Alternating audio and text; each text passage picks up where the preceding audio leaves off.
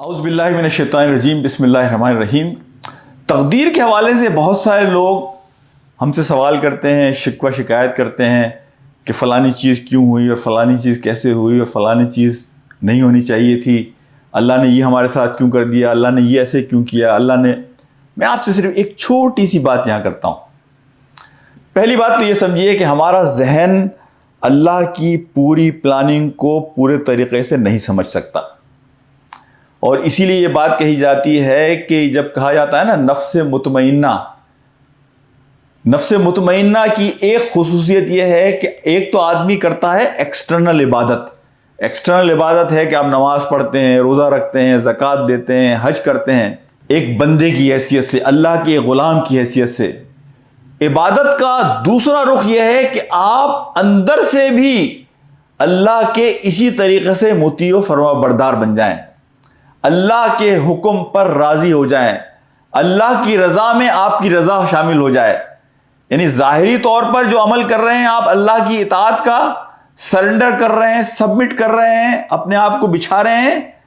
اسی طریقے سے آپ کا اندر کا انسان بھی اللہ کے حکم، اللہ کی رضا، اللہ کی اطاعت اور اللہ کے فیصلے کے سامنے اپنے آپ کو جھکا دے۔ یہی نفس مطمئنہ ہے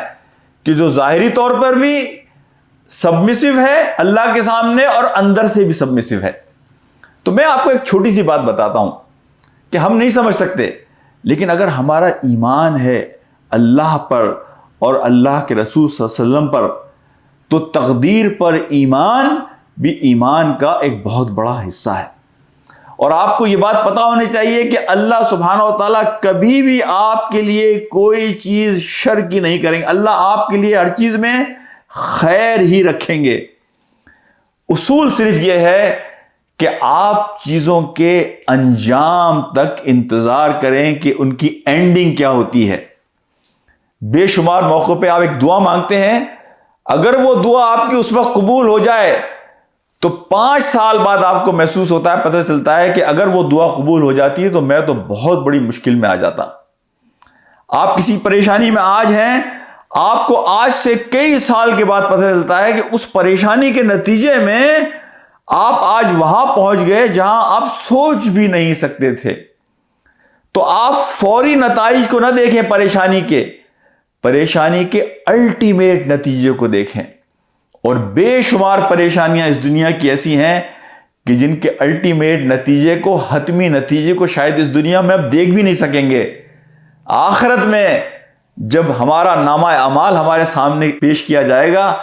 تو ہمیں پتہ چلے گا کہ وہ ساری آزمائشیں اور پریشانیاں جو دنیا میں مجھ پر آئی تھی، مشکلات جنہیں میں بہت خراب سمجھتا تھا، حقیقت میں وہ میرے لیے خیر تھا۔ اور آدمی اس وقت یہ کہے گا، خواہش کا اظہار کرے گا، جس طرح حدیث میں آتا ہے کہ دنیا میں مجھے جو بھی مشکلات ہوئی تھیں ان کبھی حل نہ ہوتی، میں مشکلات اور پریشانیاں اور آ جاتی تاکہ ان کا اجر مجھے آج آخرت کے دن مل جاتا۔ تو میں صرف اتنا کہتا ہوں کہ وہ لوگ کہ جو صبر کرنے والے ہوتے ہیں، جو پیشنس شو کرتے ہیں قدر کے معاملے میں، تقدیر کے معاملے میں، اللہ کے فیصلوں کے معاملے میں، انہی کے بارے میں اللہ نے کہا کہ ان اللہ مع الصابرین، اللہ صبر والوں کے ساتھ ہوتا ہے، اس لیے کہ صبر کا اسٹیشن اللہ کی معیت انہیں حاصل ہوتی ہے، اللہ کا ساتھ انہیں حاصل ہوتا ہے، اللہ ان کے ساتھ جا کر کھڑا ہو جاتا ہے۔ تو انجام کا انتظار کیجئے، اور انجام کا انتظار مومن کا کام یہ ہے کہ وہ اللہ کے ہر فیصلے پر آمنا، صدقنا، سمعنا، اطعنا، اور اپنے آپ کو بچھا دیتا ہے، اپنے آپ کو مطمئن رکھتا ہے کہ اللہ کے ہر فیصلے میں میرے لیے خیر ہے اور میں اس پہ مطمئن ہوں۔ اس کے نتیجے میں اس کی اس دنیا میں بھی سکون ہے اور آخرت میں بھی سکون ہے۔ وآخر دعوانا ان الحمد للہ رب العالمین۔ السلام علیکم ورحمۃ اللہ وبرکاتہ۔